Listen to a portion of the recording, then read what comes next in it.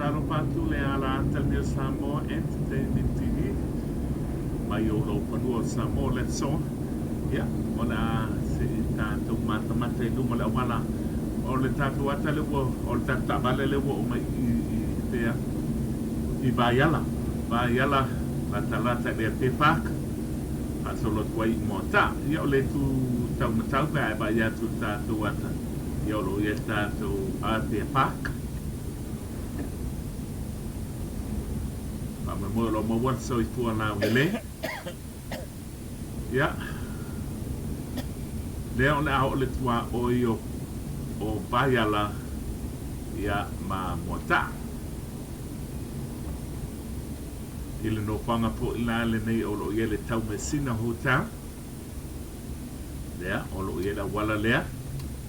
Tato wate atu I se I. Ia o langa ile o le tau mesina hotel. I mota. Mo lo mo le so I tua la le malo le tunu. Mau po ia mano ia sia sa mo le nei vai tau le tau sanga. Ia ma tau pai pu atu na e tātou wata. Ia wa o leva ona le malanga mai to telo le malo le tunu. Ia mai se lava I la tau wale mpaina to e malanga mai sa mo le nei vai tau le tau sanga. Ai mai se nai matua. Ta mama tituna po wale mpaina to e malanga. E tūlanga po I o le soi tua e pe nei. Ia pa malo atu tātou wala ata le Samoa Entertainment TV. Anga I atu I le tau mesina.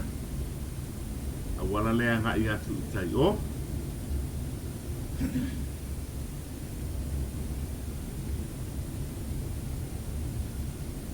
Ia, lau papa letu mai le tau mesina hotel. Lato kataka le tu tau matau. Ia, lato security Kate. Le tu mai ia le leo lea. Ia la wala papa lea. Vai le sami. Ia wala nuu fo nena tanu. O le tau mesina o le motu le sa tanu.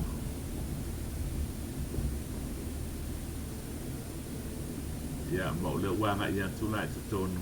Ia mai moane. O le atatu leo I tonu le falitani malo. Ia au ono le taimi. Ia lela pata amida tatu ta vale. Mata atu wai ona atu whalenga I ritu mai pafo. Sarvo o tele ne ata ua e mai moa ia I tono le tau mesina. Ia lela atatu ta amila pafo.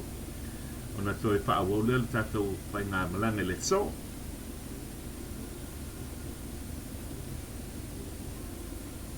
Vai ngā tui whafo. Ia, tatu toi ta amila malipito lea.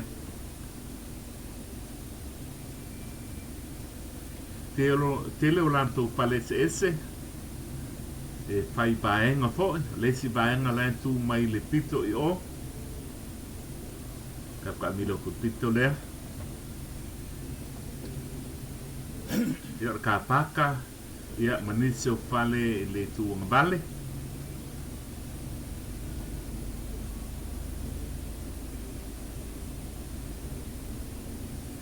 O le tu antu o mansenu na fai e fale I e ma fa o ngā mo fai poi ponga. Tātou to e solo muli ia tātou to e anga ia tu awala. Ia wale fa o wina le ma o le tātou mai monga le so. Ia fai asi matani o le so. Ia fa pe a fo lingo le tau mesina. Ona o le piona tā ua. O le o ngā ele lea sa tanumia.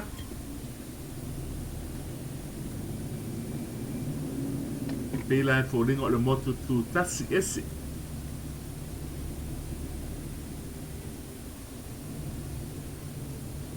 Ia, tātou toanga ia tule awal tele. Tātou ia tule mo taa. Ia, e whaawau tātou mātam tanga le so.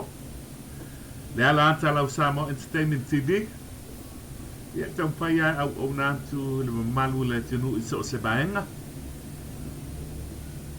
E tātou wata e tu sa o mai Samoa, au ia Samoa I nei po I bantai me le tau sanga.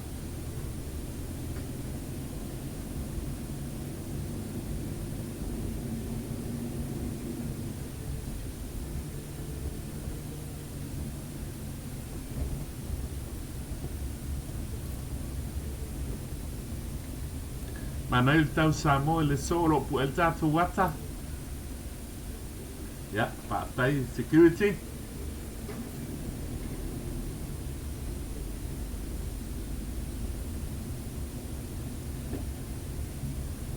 Mana ia lau siusi o lau panua o Samoa. Ya, ba ia tu new.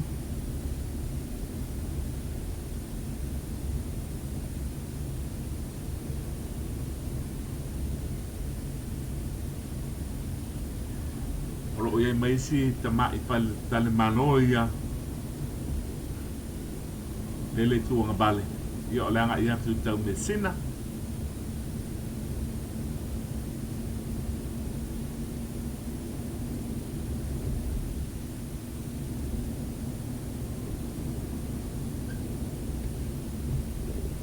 Pala ongo mo taali tu tau matau. Anga bale. Da ba ia tu tatu wata. Ya, nai ba ia loto ala na pala ongo ni mo ta. Tatu wo mai ila wala ia tatu wa penga bale. Ia Mafa so ai loa ia tatu mai. Bonga le o tatu wo mai I mo ta. Le lato pala ongo le tu bale.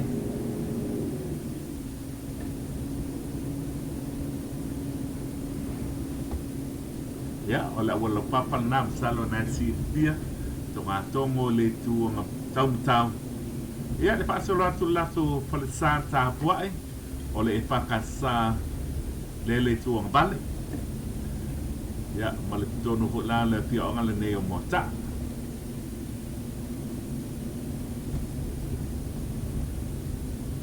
Roman tu winne luma la wala so se ba nga Samoa.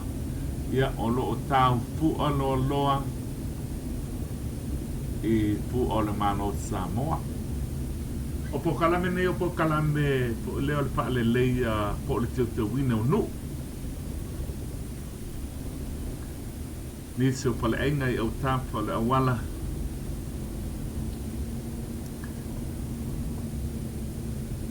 So atu mo ta ampangali. Ya mau lo fonuane o mo ta. O yel tanto ta vale le so.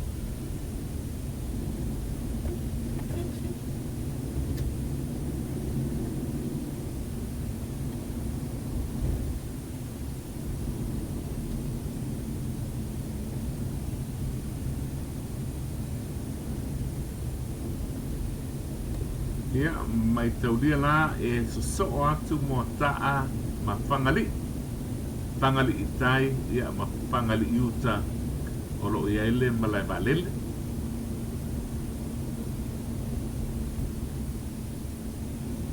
E fi onga fangali.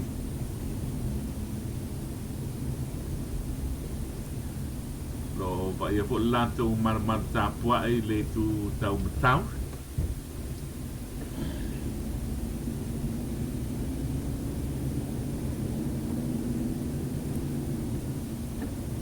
O le talwhātaine o pia lata tele I o lātou mauta le sami.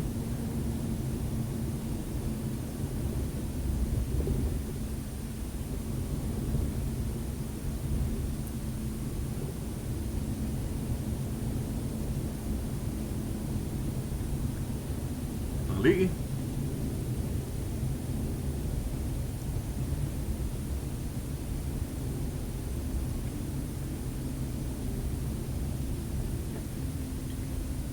Te lava o e mai laulangi ia. Pa malo atu, malo fo le soifua, malo le tapua, malo le talo mai. Ia leo tatu o mai lau whanua o vailele le nei. A tulu malpase enga lea.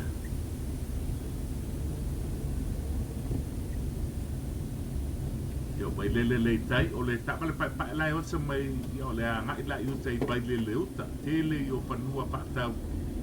Le wa ma wale malo le tenu o yute le wala le anga I le tu mbali ya le utatu e mai lele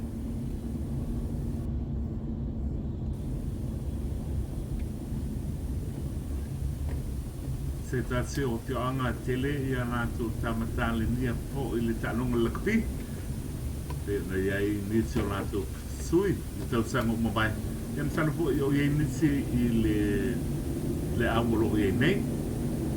Vai lele.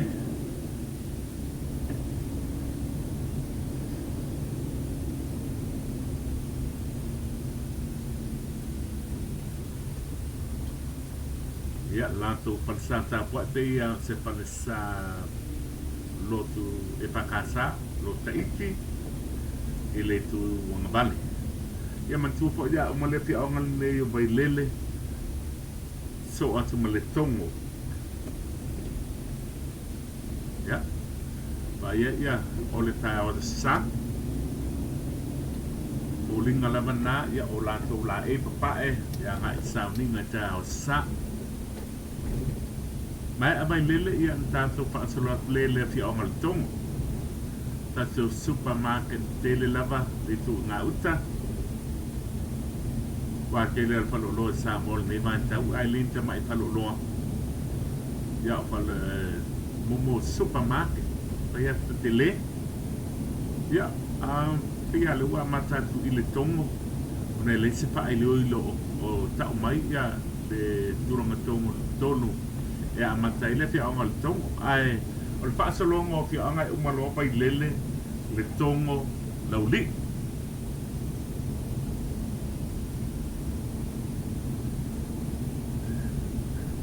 tongo po ni na ngotu ai ia te tasio au po pese lau lo Samoa le pa ulo me tongo ma na ia la tu patunga ma lio la tu si ponga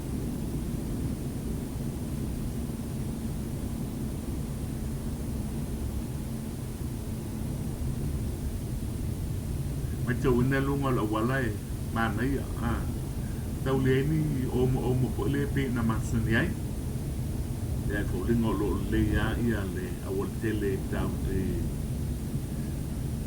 moto polo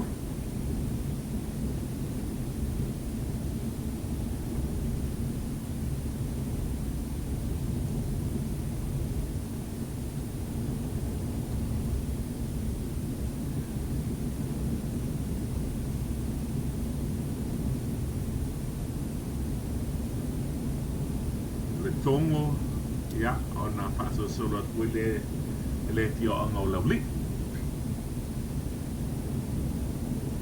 sinu ye mai masanya tu mai lo pa lo ai ya la tango le tio anga ya pi ole ni si lo pa lo ni so tio anga pengeta nei lo po wo umma le tio anga le a mata le sinu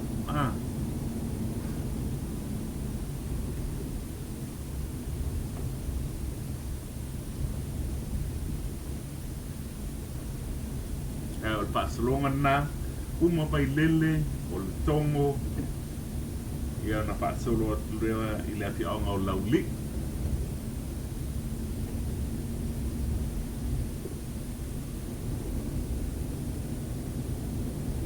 na mai o lungo au tapala wala ia i ono tau vanga o le te wila ma sisi ngā pu alena ma vai atu nei ia ma ua maintaina nai community foi atina ia le pa mai no o le awala i te paala ia se i watul mantu ta vale pa moli pa ta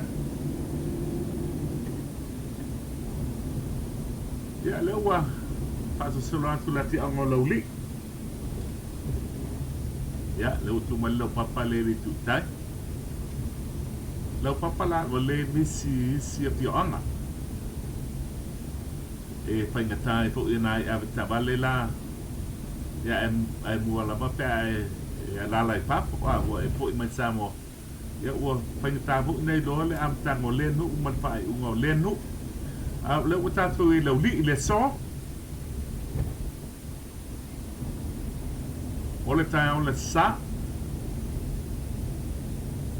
le po inai tanto wat samo nei la wala ta Samo Entertainment TV manta mo fie fu'a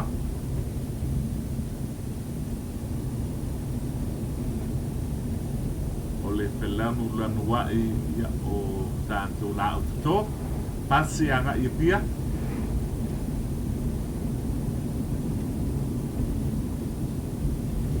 e le ti ongal ne lauli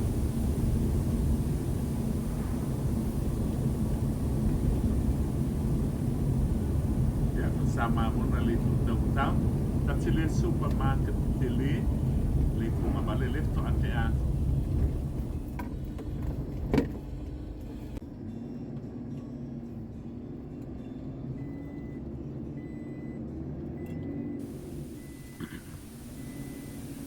ya ole fia onga lava leo lau lii e tu sain ma le whaasolongo fia anga i le whaapanua a umalau lii se so o atu malua tua nuu solo solo sa le lesi sa ulua fata pale a puna pale fa pale bau ia o ngau o lole le mapa o le fais whapita o le to le whapaya tu le tato o wala e iei si nu ua solo ato ho le walengi pa ai loilo le amatanga ma le pa ai ua ia a o e tanga i poala i le to o fionga ia nai te lole me amatai ma ne umai o nei le ono uma o lo o iei pa ai loilo sa le ia so ia a o holinga mai tasi leo no o tūlanga tau na wha le lea i tātou wha i loilo po i au tāwhan awal wa a malanga mai lan tātou nei sa wan leva nei whafo i e leo tia parangi ai wan leva nei whafo wa solo atoa po i ia i si o tio anga ia ai tanga ia na pēr tātou wata o le a uma ia lau lii so o malua tuanu so o msol solo pa solo tu ya sale lesi masalo pata ya pa wal ma le mai monga ile ma to fio lungo tanto wala ya pe o tulanga na le wo mai le nu ya ai le ai la mas fa ile lungo la wala e lo to no e tam fai pe tul mata ya tu ya tanto pa ile lo i si o fio anga o lu mana ya to tanto wala ai on set night ya malo fo le ta puai ya o tātou mata i le taamsangal nei i le moto pot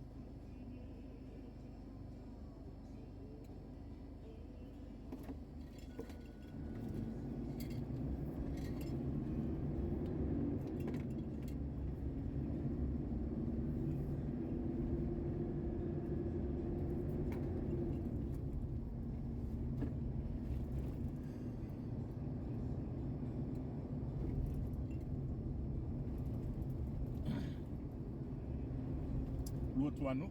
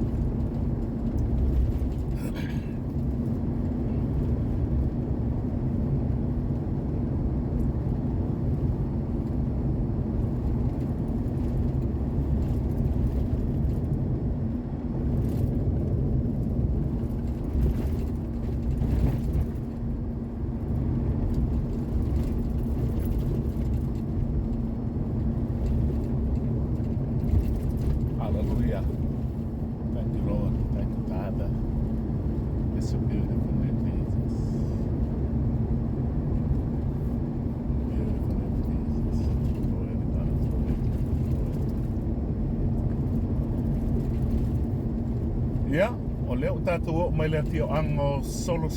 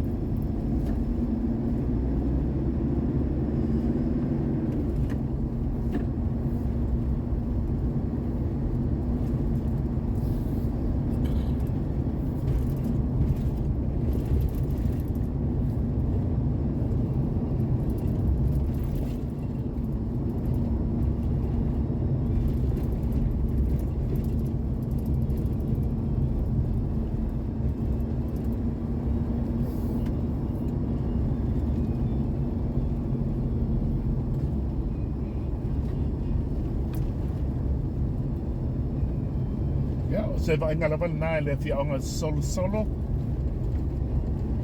Fi onga me Mr. T.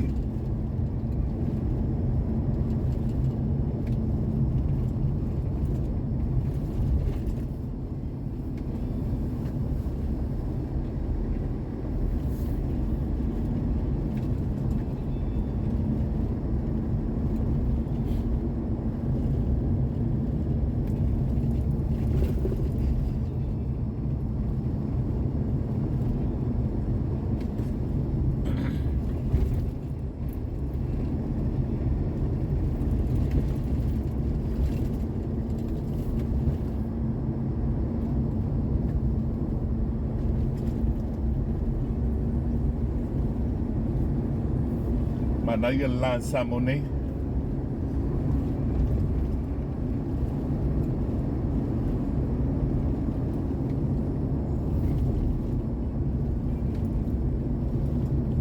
Patalo watu fe lava o mai mo mangai ni sipo yo tunu o lang. Mata mo fiola o panu o tato o tunu o samo. Rale bebela ma le bunga la te lo taimi lanu me mata lanu lau ava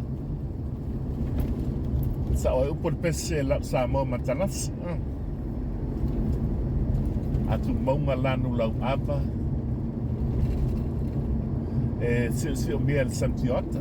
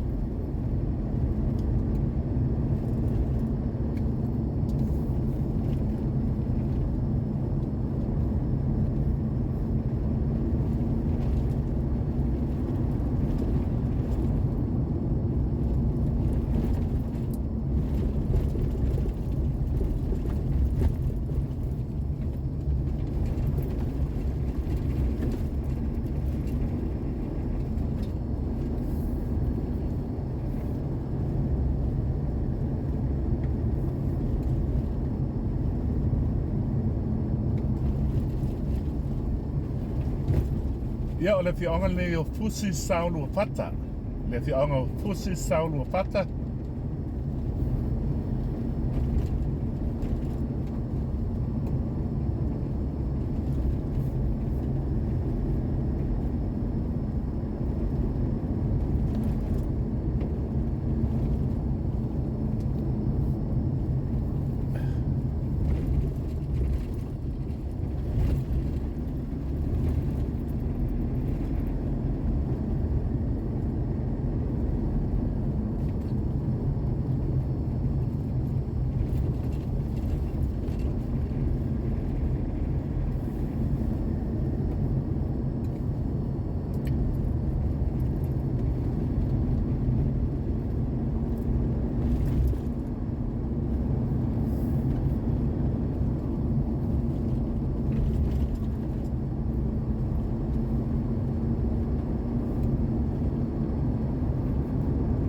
So beautiful. Matango fielele. Tanga yantu ya pol baba e pol sami. Ma yo giure tu tap au tapala wala. So good.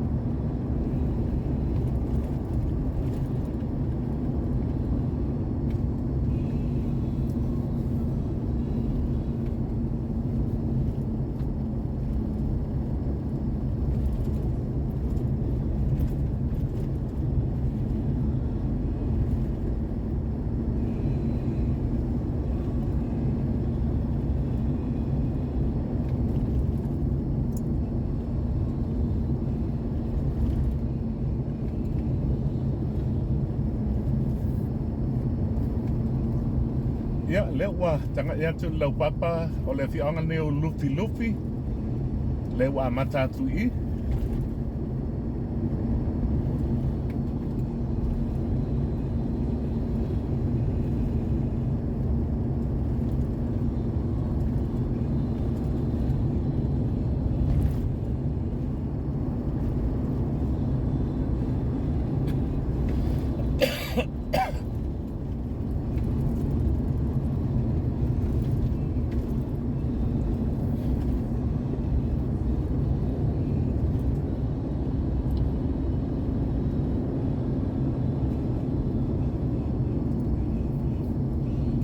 Ya, o I le la o nga po le Piula Theological College.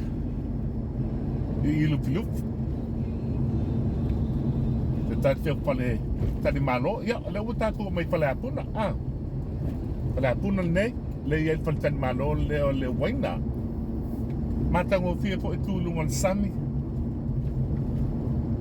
ya le tati anga ya tu wai Lalomanu le so e fo nai malo longo le ne vai tau te sanga mai ngā luenga ya ai mase fo ya to finga to no e kalesia pe ngā lue ai New Zealand lo ia samon nei ya le bo inala le o tatou sisi ngā fu al tana tuine o le ono suta san ya le to amai a le son nafi le soto nai as paredi malo lo ai le stona ya o pala puna la ne o tatou wo ma gai matango fi salo mele i samo le se fi o ngai le o matango fi talwai ya tau banga fo inei o tau banga nu beautiful Samoa le o man manoa ia le e whainga ke vea so ke vea le man maloa ia I sabai I Upolu I ele malo Upolu o te vea ia o wa le maua fo le ati anga le malo ma sabai a o le overall ia o le malo ai baila I whaasanga I ngā tābale kai ngā ia Samoa o akalango le mola abas le ya le so mata mo fiele ne ya so le sale ne le o mano lo mai tu lango tapo inga ya se faisi na mano lo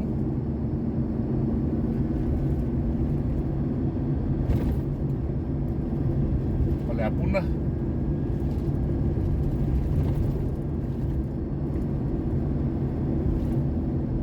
le o tātou o mai I whārepā, ka malila papa o whārepā leo tātou iai.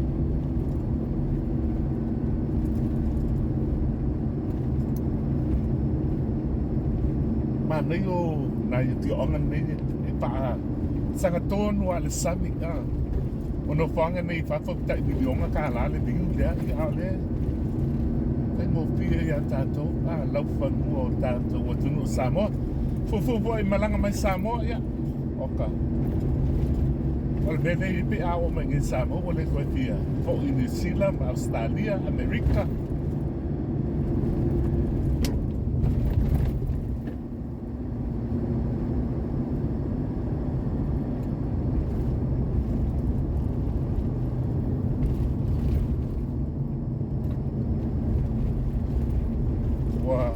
Waila usu mai a sa mana o pu e tem po lele ya nga ai I fai ngalot I tai awai ma no yo lunga wala tas fo me o tele ya ai nga o tina le fa sale la kala mai o al tabal a oso ia I tai ao osa ma nga ia le dau pai o lunga la wala I o papa ia mtangata saba bali ko inga mano matua le nga I pasa ia te mine I o ke ki ato inga malo mtua le I le tabale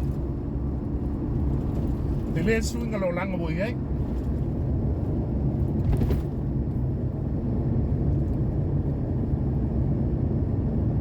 farfa leo tatu iai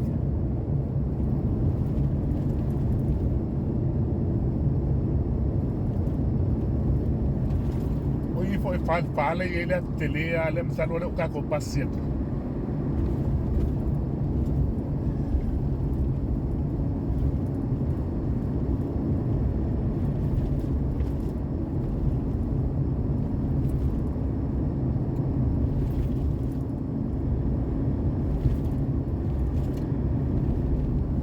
ya mai tau dia la fale pa solo kwa ka ko pa solo le Mafa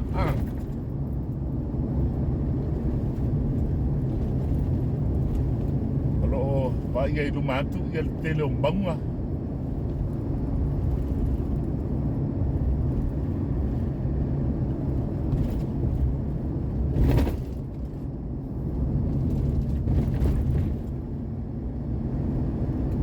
kene fu ta bale matang o pie sa mo po Willy latest model le el Ford e ke fa fo ba e malanga mai sa mo mulinga ho ta bale na fa furo ka bale o fe wa ide tele a se lengi me tele fo tangata ma me Samoa tele la to tupe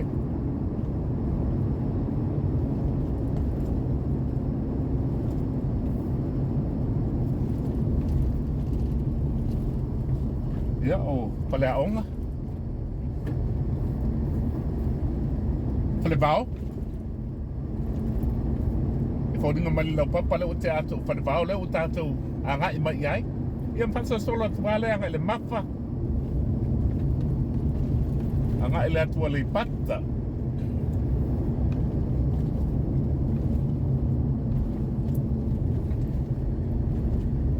ia whanavao le anga papalangi fo le ele si to ina fo le palangi o mai e pata pao ia mamata bata foi la pe o tātou watal nei ia o mai lo ia fa mai ia le palangi po ele ngon ngule fa mai ia le toina this is toilet ia te bata fo ia le fi onga pe apa yo ai ele o se kala o tala toina le sa mo le pa palangi ele palangi ia ele fi onga ia tinam tamatai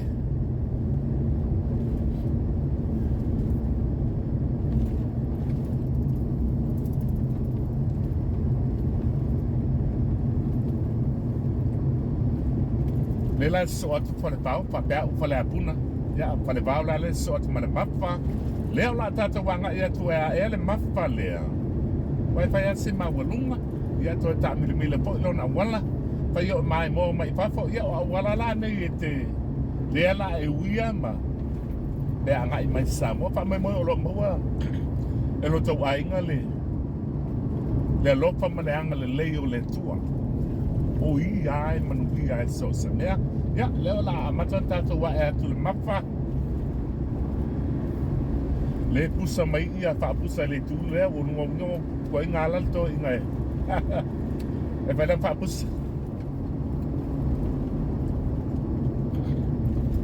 e mantua po lan Samoa ia isi taimi ia isi nuu e whaasaunga ma lama ele tae o asu ia le kungoa ia po le rungkuka ai lo nuu ma ia le Mafa leo o tātou wa e atuai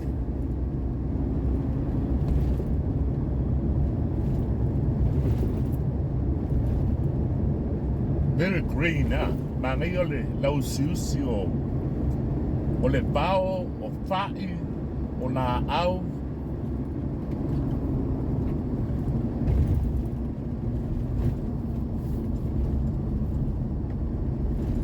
malo fo le mai mo mai tātou wata po I nātou Samoa au iele Samoa Entertainment TV I Samoa nei mantua o tātou o aso tasi la sama fua I le weekend e abatua ia tātou news mai Samoa daily news I le sama fua sa lulua stoftis palaile ma le stona lo to tu atua ia te o ia le lua ane sene ia se tasi fo o date ia pata sei malo watali Billy Tulimtala ia Maua kala mai Samoa mau fo le ato anga wa on le amatu ai Samoa nei te lo tatou tapa ia o tatou se Singapura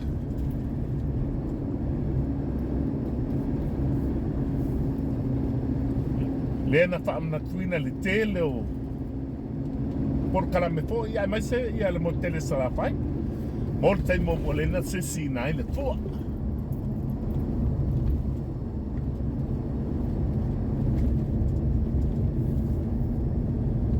ia pai asi ma walunga la wala ono le tami le wile fo lea e pe e fo ringa ele ma walunga tele ana o se awala tasi ale ele pionga ia taua nga e fainga tafu na ai mata mo fia o lunga na Mafa ile awala anga ia le tale fa nga ina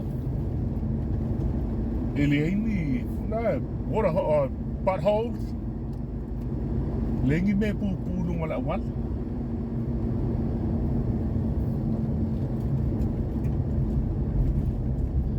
no whangala nei e tele na o le tae ao ma le tiafi le tele o pasi o lo te wa ile malu le tinu tele o ainga ilo whaina maua se whaamneanga sta vale o pasi e tanga e fukla i pasi nga I mai se tau tu tuli ni pasi o atu nei tato te muli e skai okok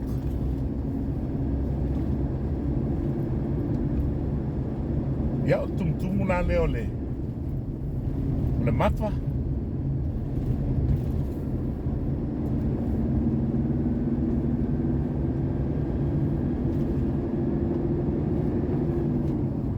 Salu telo malu le tunu le mai mo mai tatou vilo ia o le banga e pasi ai ma fe o ai tonu le no pa ia au mo au ko ti sa o le bana loka tatou fa tai le tua le wa so longa mali ele fa mai le wa to tala la ba tatou pelo ai un pai po ngau o mai ngi va tau o le tau sanga le solo sfruttazione setema lua fe lua sulua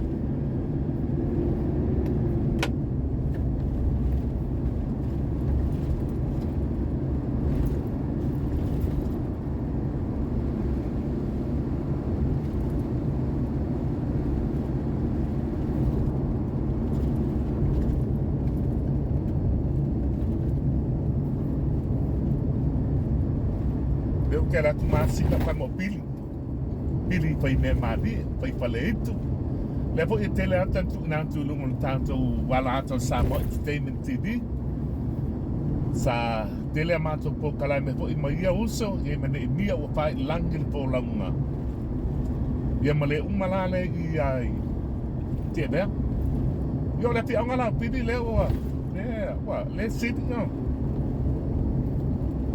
le o sempine le mata mo fi ia então foi mo spelo in mapili nei mo sa wan pa tau e pa se meto sa mis foi nga masi foi ia tantonua ia pa moi o lo mo wa penka la maria pidi tato fa longan malangan nei Saro peta si pe luang ya so le te ai tua i Lalomanu. Pese malo longa. Ia kam foi le a pidi pe mosca ko watata to te update te foi matelie. Ia o matua vo stoin. Ia o winga i o pidi malia.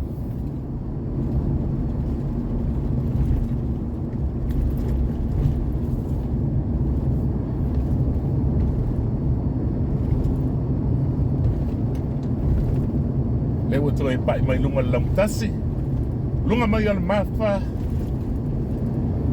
anga ia to le pata